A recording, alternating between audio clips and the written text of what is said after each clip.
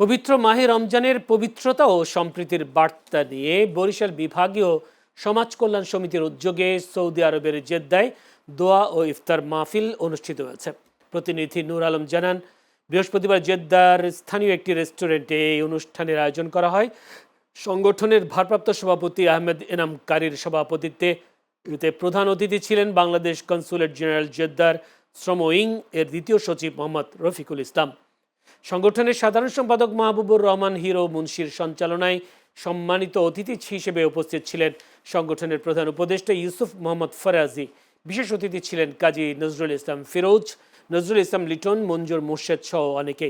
এ সময় অনুষ্ঠান বাস্তবায়ন কমিটির আহ্বায়ক নজমুল ইসলাম সহ অন্যান্যরা উপস্থিত ছিলেন। ইফতারের আগে দেশ ও জাতির কল্যাণ এবং বিশ্ব মুসলিম উম্মার শান্তি কামনায় দোয়া ও মোনাজাত করা হয়।